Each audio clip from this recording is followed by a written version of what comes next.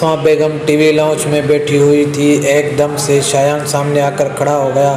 कैसे हैं मामा? आसफ़ा बेगम को यकीन नहीं आ रहा था कि एकदम आगे बढ़ के शायान को गले लगाया और शिद्दत जज्बात से रोने लगी, क्योंकि शायान ने बताया ही नहीं था कि कब आ रहा है। अरे मामा क्यों रो रही हैं? अब आ गया हूँ, चुप हो जाए। आसफ़ा बेगम ज़ारों कतार रो रही थी। एक एक तो इतने सालों बाद शायान को देख कर रहा नहीं जा रहा था। रो रो कर सुलेमान साहब की कमी शिद्दत से महसूस हो रही थी। मामा इसमें इसीलिए तो नहीं आया कि आप ऐसे रोती ही जाएं। प्लीज़ चुप हो जाएं ना, मैं आ गया हूँ ना। अब शायान ने अपनी माँ के आंसू साफ करके कहा, बेटा अब मत जाना कहीं। अच्छा प्रॉमिस, अब कहीं नहीं जाऊँगा आपको छोड़कर। और माँ को ज़ोर से गले लगा कर यकीन दिलाया शायान ने। माँ बेटे का प्यार अगर ख़त्म हो गया है तो मैं अभी अपने भाई से मिलूं। रयान ने टीवी लॉन्च में एंटर होकर कहा। आसफ़ा बेगम रयान को तो जैसे भूल ही गई थी। शायान के सामने का कुछ याद रहता था। अरे आ जाओ, कौन माँ कह रहा है तुम्हें? आसफ़ा बेगम ने कहा। शायान ने रयान को गले लगाया। इतने दिनों के प्यास थी। रयान शायान को अलग कर नहीं रहा था। काफ़ी देर तक दोनों भाइयों ने एक दूसरे को ऐसे ही गले लगा के रखा था। वो तीनों एक दूसरे के फीलिंग अच्छी तरह समझ रहे थे। क्या तुम दोनों बच्चों की तरह रो रहे हो? चुप हो जाओ, मुझे भी साथ में रुला रहे हो। आसफ़ा बेगम ने दोनों को अलग अलग करके कहा। मामा भाई को कुछ खिलाएंगे या सिर्फ ऐसे ही बिठाए रखेंगे? अरे देखो, ये तो मैं भूल ही गई। नहीं मामा, अभी कुछ नहीं लूँगा, बस थोड़ा फ्रेश होकर आराम करूँगा। हाँ बेटा, तुम फ्रेश हो जाओ, मैं तुम्हारे लिए कुछ हल्का फुल्का भिजवाती हूँ। और मेरे लिए ज़यान ने फ़ौरन कहा, तुम आकर मेरी हेल्प करो। चलो शायान, तुम्हें पता है कि वक्त पड़ने पर ये मेरे बेटी बन जाता है। हाँ हाँ मामा प्लीज़। ज़यान ने आँख के इशारे से आसफ़ा बेगम को मना किया। ये मैं क्या सुन रहा हूँ मामा? मैंने तो ज़यान साहब को लड़का छोड़ के गया था। हाँ हाँ मामा ना करें प्लीज़। भाई मैं सिर्फ मामा की हेल्प करवाता था, लड़की नहीं बनता था। ज़यान के ऐसे सूरत देखकर शायान और आसफ़ा बेगम के एकदम से हंसी निकल गई और ज़यान तब के किचन में चला गया। अलीशा ने परी को घर के बाहर ही से ड्रॉप किया और अपने घर चली गई। आगे बेटा जी आप कैसे रहे? आपकी पार्टी एंजॉय किया आपने? तैमूर साहब ने परी से पूछा। जी बाबा बहुत अच्छा था, सबने बहुत एंजॉय किया। बाबा मामा कहाँ है? नज़र नहीं आ रही। बेटा जी वो आराम कर रही है।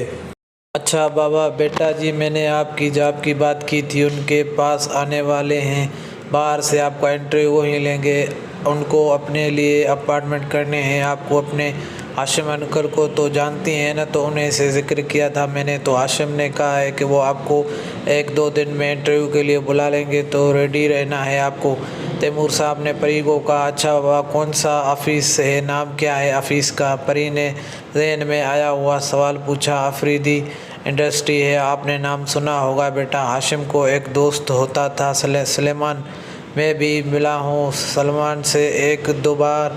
जिगरी दोस्त था हाशिम का। उसके इंतकाल के बाद उसके बेटे चला रहे हैं वो कंपनी। तैमूर साहब ने परी को सारी तफसील बताई। अच्छा बाबा, मैं ज़रा मामा को देख लूँ। सब खाना खा रहे थे कि इतने में अबान के इंटरव्यू होने। अस्सलाम वालेकुम। हेलो अयाल, कैसे हैं आप सब? मेरे बगैर खाना कहाँ? अबान के आधी बात मुंह में ही रह गई शायान को देखकर। बहुत अच्छे शायान भाई, आप भी आ गए हैं और मुझे किसी ने बताया भी नहीं। अब्बान ने नाराज़गी का इज़हार किया और शायान से गले मिलने लगा। अब और तो तू न मिला था मुझे से, तो मैं भी नहीं बताया मुझे। कसम से यार, किसी को भी शायान भाई ने अपने आने का नहीं बताया था। रयान ने सफाई पेश की। अबान ने ज़यान को इग्नोर करके आसफ़ा बेगम की तरफ देखा। मामा आपने भी मुझे नहीं बताया। मैं तो कुछ लगता नहीं हूँ आपका, अबान ने मुंह बनाकर कहा। अरे बेटा ऐसे क्यों कह रहे हो? मुझे तो खुद ही नहीं पता था। किस बात के नखरे हैं? बोल तो रहे हैं, आज ही आए हैं भाई। नौटंकियाँ ख़त्म नहीं होती तेरी। ज़यान ने भी तपकर कहा, मुझे लगता है मेरे आने से आप सबको तकलीफ़ हुई है, एक दूसरे से नाराज़ हो गए हैं। शायान, जो काफ़ी देर से खामोश बैठा दोनों को देख रहा था, एकदम आसमा बेगम को आंख मार के कहने लगा, अरे नहीं भाई, कौन नाराज़ है?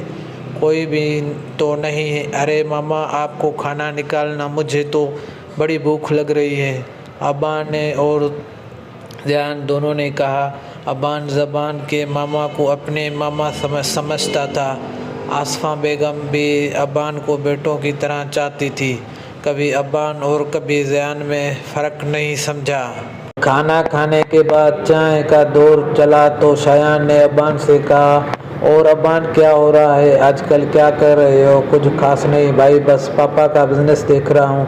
कभी जाता हूँ, कभी नहीं। वैसे भी सब कुछ चाचू लोग देख रहे हैं। बस साइन करने कभी कभार चला जाता हूँ, जो कि मेरे बगैर ही तो नहीं सकती। हाँ, अब्बान ने हंसकर कहा। फिर भी अब्बान, तुम्हें खुद भी देखना चाहिए। शायान ने अब्बान को समझाया, भाई सब पैसों का खेल है, कोई अपना नहीं है। मुझे सबका पता है, सब जानता हूँ मैं। जितना इन लोगों ने मुझे बचपन में सताया है, अब मैं उनको इससे ज़्यादा सताऊँगा। अब्बान ने हंस के कहा। शायान और ज़यान भी हंसने लगे। अब्बान के मामा और बाबा ने घर वालों के खिलाफ जाकर पसंद की शादी की थी, जिसकी वजह से घर वालों ने उनसे ताल्लुक़ ख़त्म कर ली थी। अब्बान के मामा के मरने के बाद फिर अब्बान के दादा दादी ने एक्सपोर्ट कर लिया था। अब्बान के पापा बाहर जाकर ऐसे बसे के पलट कर वापस खबर नहीं ली और अब्बान को अपने घर वालों के आसरे पर छोड़ दिया। अब्बान के साथ उसके चाचू का सलूक अच्छा नहीं था। सिर्फ पैसों के लिए अब्बान को पूछा जाता था। अब्बान को अच्छे स्कूल में भी पढ़ाया इसलिए जाता था कि एक भारी रकम अब्बान के पापा भेजते थे। अब्बान ने सोच लिया था कि बड़ा हो जाऊंगा फिर सबसे बदला लूँगा, और वो ले भी रहा। चेक साइन करवाने के लिए चाचू को कोई दिन इंतज़ार करवाना।